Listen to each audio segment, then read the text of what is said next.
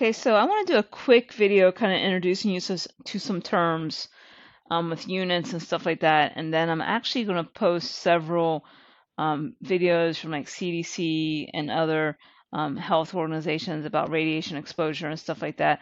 So for two reasons. One, because the data is always changing, so I want to be able to keep have websites that I can keep changing as opposed to changing the videos frequently. So I want you to have access to the most up-to-date website and information. And two, a lot of you are going into these medical fields, so I want you to have these websites available for you and for future use, so you can see what does iodine, what is cadmium, and so forth, what do they do, and so forth. So again, what we mentioned in the last video, most exposures that you're getting are natural, from natural occurring events. You can't stop them unless you're going to live in a lead, and even then, you're going to have to be in a bubble wrap. So what we're really wanting to look at is when is exposure too dangerous, and how much is what types of exposure. And there's so many factors you're going to see from a lot of the resources where we talk about what you talk about exposure. You're allowed to get or so many doses per year, but it would be better if they're prolonged over a long period of time rather than short. So if you got the same dose, all exposed at one time, it's like getting, we just passed Easter as I'm making these videos. It's kind of like when you give your kid the big Easter bunny and they eat the whole thing at one time versus breaking it up and saving it throughout the year type of deal. So the danger is eating that big Easter bunny all at one time. So how are we going to measure these exposures? So we're going to measure in what we call RADs or RAD.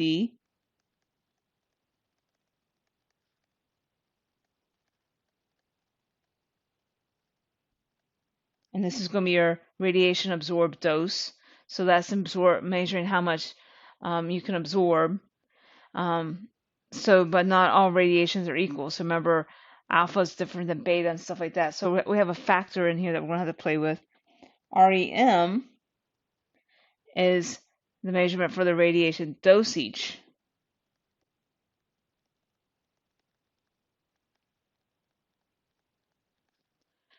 And that's based on potential damage.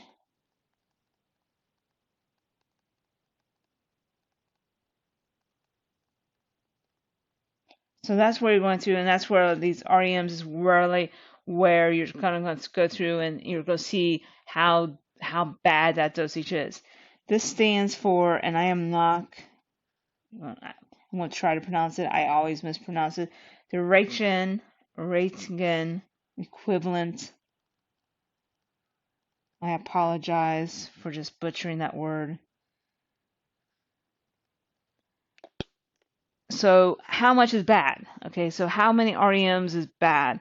Well, if you get 500 REMs, if you're exposed to 500 REMs, this is a lethal dose. You have a 50% chance of survival having that many REMs exposed at one time. So how are you going to convert these? Remember I mentioned that there's a factor. This RAD times a factor.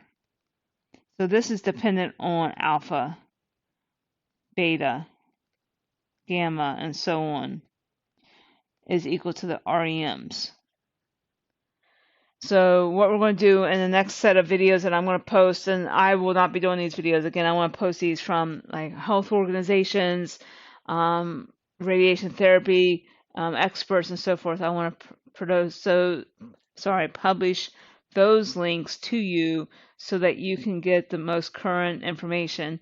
And I want to introduce this, and then after you'll see those videos, then we're going to go in and talk about half-life. We're going to talk about nuclear fusion and nuclear fission. So there's a lot going on in this unit. Nuclear physics is it's crazy, and it's growing, especially in nuclear medicine. But so in the next set of videos, you're going to see these are going to come from other resources, and then I'm going to come back and do lectures on half-life, like do a quick lecture on a half-life. We're going to look at fission. We're going to look at fusion and how we calculate that energy. E equals mc squared will finally be used in class.